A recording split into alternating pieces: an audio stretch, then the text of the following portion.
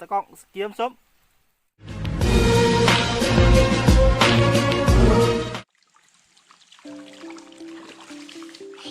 กล่าวทักทายสบายดีทุกคนดีกำลังติดตามมักส้มนอนยินดีต้อนรับเข้าสู่ซอง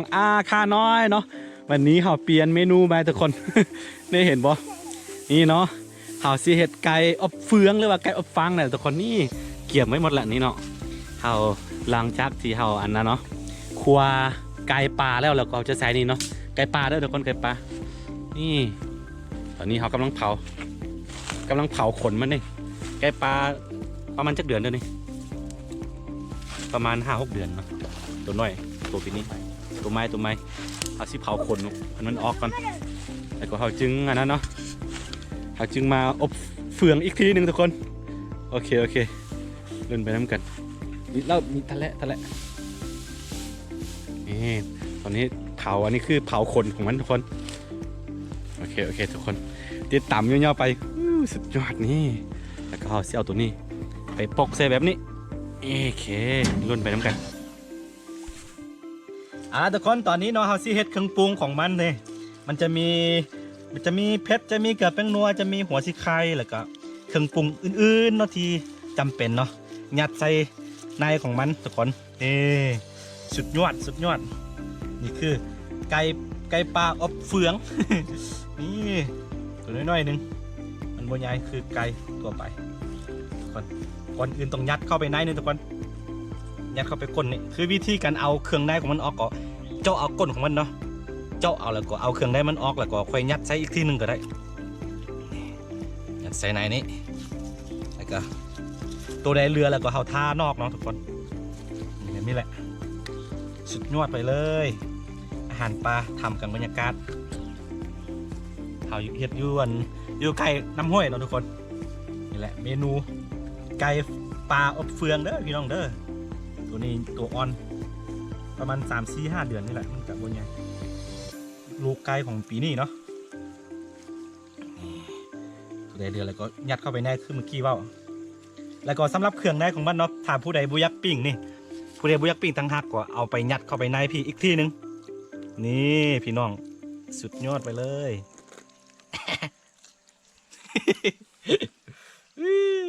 หน้าตาของมันสิเป็นยังไงลองรุ่นไปน้ำกัน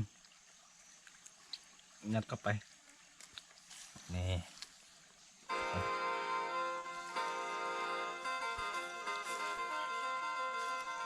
อันนี้นี่ป่นน้ำมันเด้อทุกคนต้องป่นน้ำมันเนาะเพื่อกั้นมันไหมนี่เอาผ้าใส่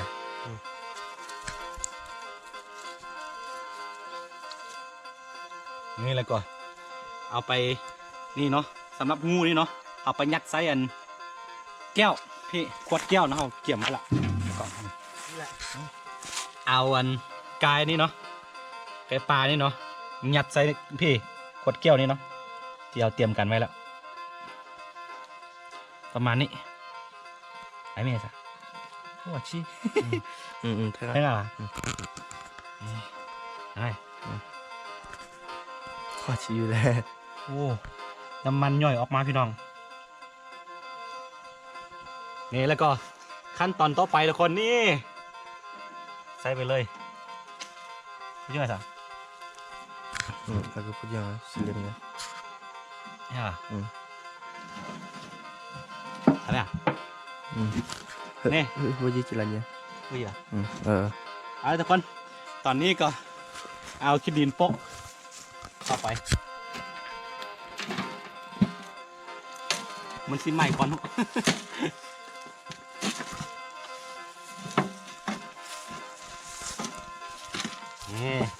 แต่ว่าให้อันเราให้อายออกมาพี่น้องหยัดแน่น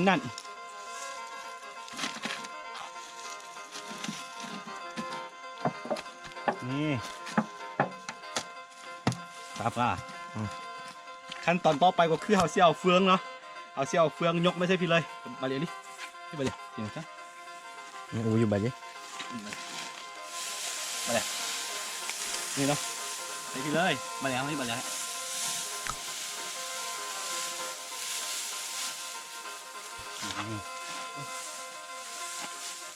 เห็นไหมถึงยืนที่บะ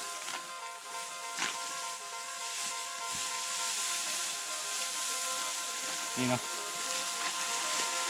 โอ้ต้องใช้ลายนะทุกคนแต่มดแล้วก็ใช้อีกมดแล้วก็ใช้อีกเนาะเผาประมาณ15 นาทีก็สุกแน่นอนเนาะนี่นี่ นะครับนะ ตักแล้ว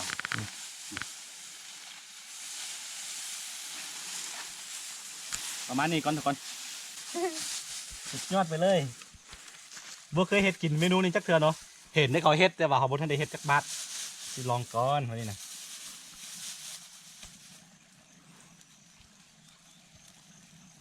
อู้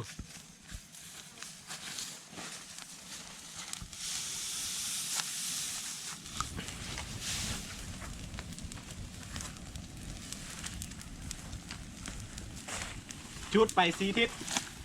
มันจึงเสมอกัน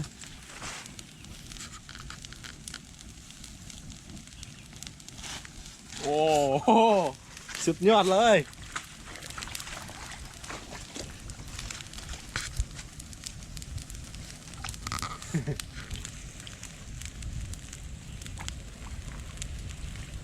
เขาจะปลาไว้ประมาณ15 นาทีทุกคน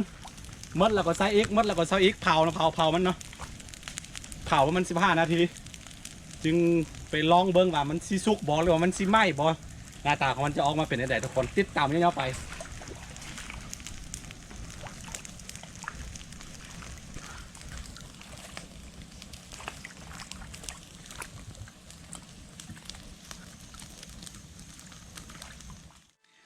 หลังจากที่เราใส่เวลาไปประมาณ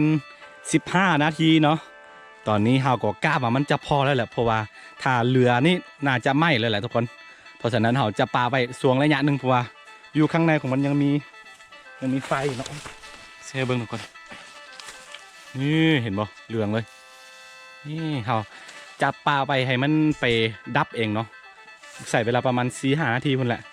แล้วเขาจึงมาเปิดเบิ้งอีกทีหนึ่งทุกคนรุ่นไปน้ำกันว่ามันซีซุกหรือมันซีไหม้หรือมันซีเป็นอะไรหน้าตาของมันจะเป็นอะไรทุกคนตอนนี้เราก็รอท่าก่อนนี่อยู่ใกล้น้ำห้วยทุกคนอาซาพิโมมีน้ำพิธีบ่อยอยู่มั้งหรอเบื่อเบื่อ เบื่อครับ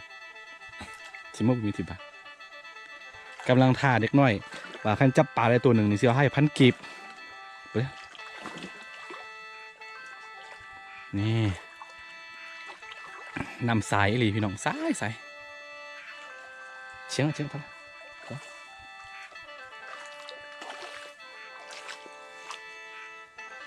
เอาเกี่ยมเฟืองมามักหลายๆแต่ว่าบ่ได้ใส่น้อยเดียวเนาะเพราะว่าใส่เวลาประมาณ15 นาทีเดี๋ยวมาเปิดอีกทีนึงทุกคนรุ่นกันทุกคนโอเคทุกคนตอนนี้มารุ่นน้ำกันเลยซิซุกบ่ซุกบ่ตะกองเกียมซุป เกียมทุกคนบ่ไว้ใจบันไดถ้าบ่ซุกก็ยังแค่นิดนึงถ้าว่ามันไหม้แล้วมันเป็นปัญหาเนาะก็เลยว่าเราเผื่อไว้เนาะสกัด ปัญหาแก้ปัญหาล่วงหน้าไว้ก่อนถ้าบ่ซุกเอาเผาอีกทีหนึ่งก็ได้บ่เป็นหยัง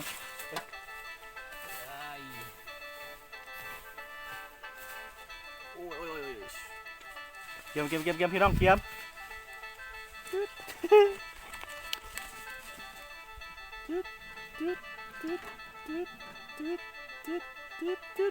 ตะกองเกียมส้ม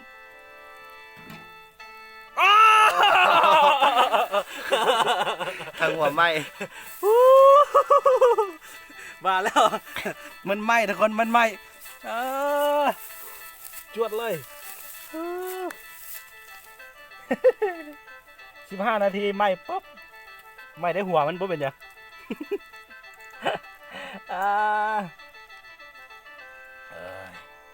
คนลองชิมก่อนไก่ปลาอบฟางโหจังจะยังไงล่ะเดี๋ยวหน่อย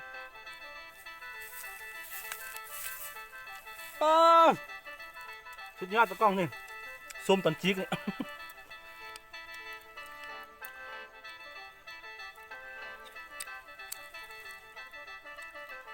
โอ้สุดยอดเว้ย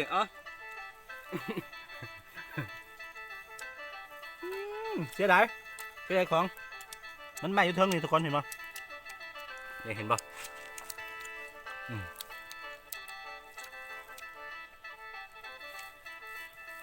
ไม่อยู่คอกับอยู่หัว ไหม้อยู่คอกับอยู่หัวมัน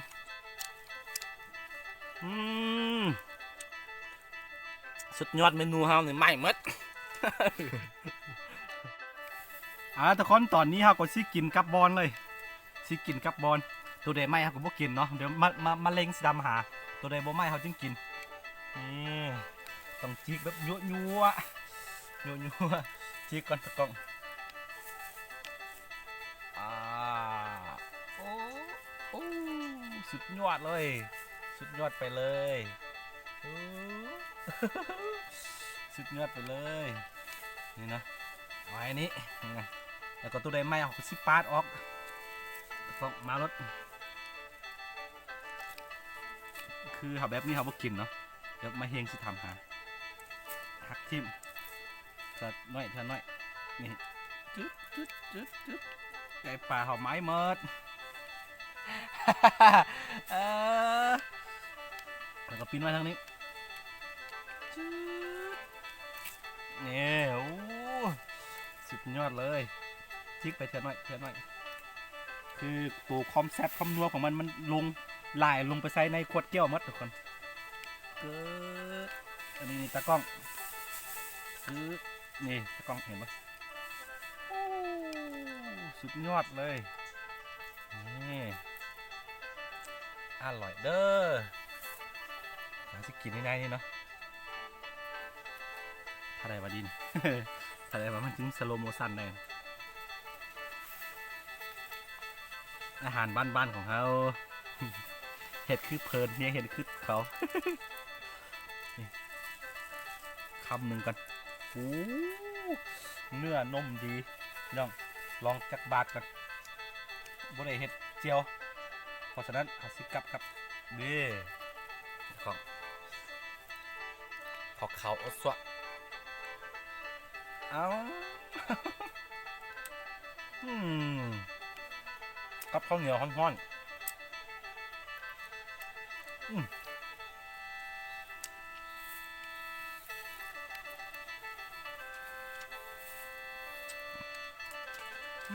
สุดยอด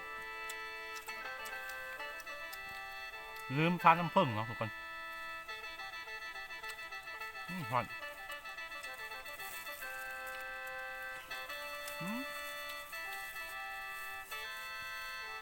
หนังมันกรอบ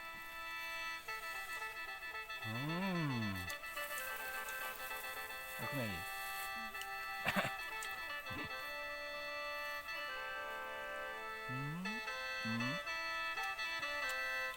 สุดยอดเมนูลำย่อย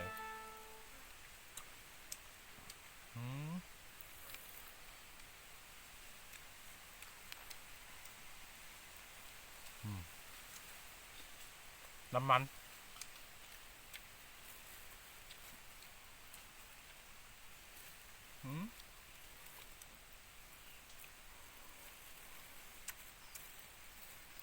สุดยอดเป็นกันมากินข้าวปลา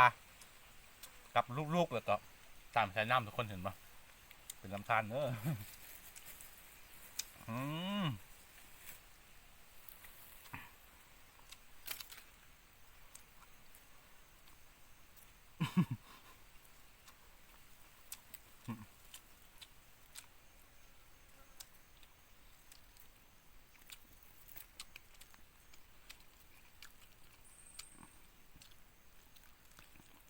โอ้ตะกล้องน้ำมันโคตรหลายมีคนตะกล้องแล้วนี่นะโ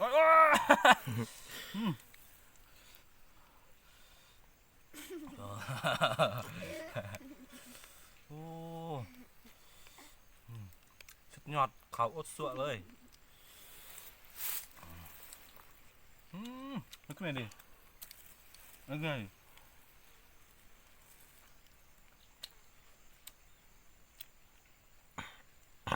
ตับแต่เทพพงมันโอ้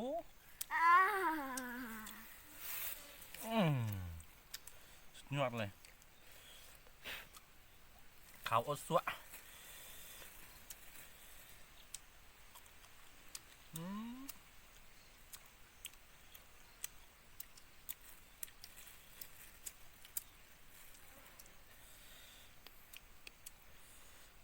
พี่น้อง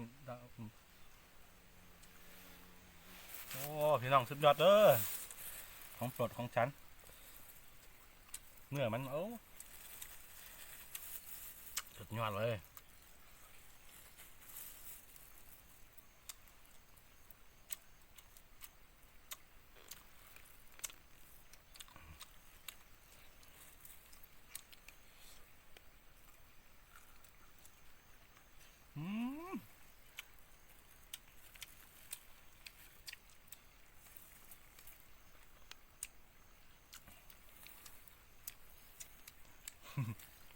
อยู่อังเจียบ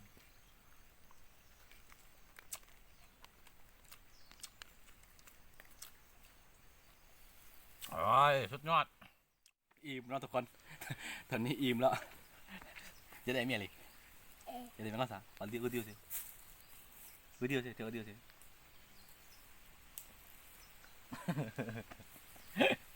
โอเคทุกคนคลิปนี้ก็เป็นคลิป ทดลองเบิ้งเนาะเพราะว่าเห็ดก็เห็ดกินแต่ว่าเขาบ่เคยเห็ดกินเนาะก็เลยมาลองเบิ้งแต่ว่าหน้าตามันออกมันก็กินได้แด้บางส่วนก็กินบ่ได้เลยเนาะบ่เป็นหยังเป็นวุ้นเฮียนเนาะเพราะว่าอันนี้เป็นครั้งแรกโอเคสำหรับคลิปนี้ก็สิมีประมาณนี้เนาะคันผู้ใดมักแล้วก็อย่าลืมกดไลค์กดติดตามซองอาคาน้อยเนาะเพื่อบ่ได้พลาดวิดีโอใหม่ๆจากซองอาคาน้อยทุกคนแล้วไว้เจอกันใหม่ในคลิปหน้าสำหรับคลิปนี้ไปก่อนเนาะสบายดีเดี๋ยว